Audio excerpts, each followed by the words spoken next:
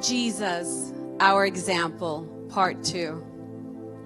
Jesus, knowing that the Father had given all things into his hands, and that he had come from God and was going to God, rose from supper and laid aside his garments, took a towel and girded himself.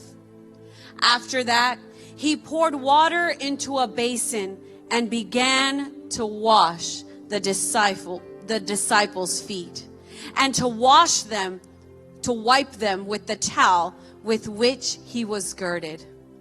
When Jesus humbled himself and washed his disciples' feet, he gave a clear picture of the life he had lived among us, a life marked by servanthood.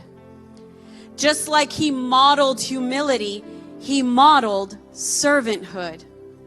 What does the scripture have to say about the subject? First, we find that God's faithful ones serve the Lord, and it is evident to those who watch them. In Daniel 6:20, we find that the king who had watched how Daniel lived declares to him, "Daniel, servant of the living God, has your God, whom you serve continually, been able to deliver you from the lions?" Daniel had openly, faithfully served his God, and his God delivered him in his hour of need. Our lives should be marked by evidence that we serve our God. But the scripture instructs us not only to serve God, but to serve God by serving others. Whoever desires to become great among you, let him be your servant.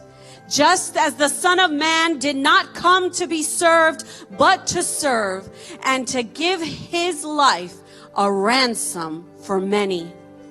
It is amazing that the Lord's sacrifice on the cross is referred to as an act of servanthood.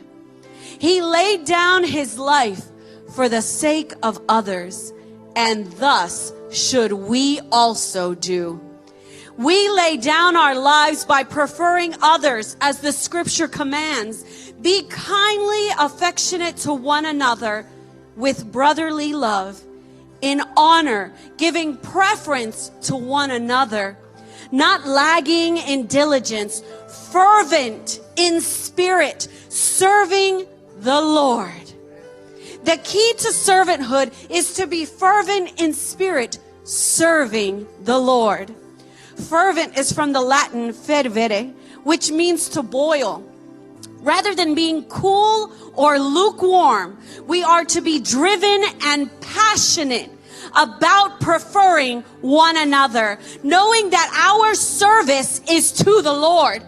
Even if we are leaders with much authority, our posture should be one of servanthood, treating others with the respect, care, and consideration that the Lord modeled for us. He lived it. Now it is up to us as his disciples to follow his lead. Pastor Dawn.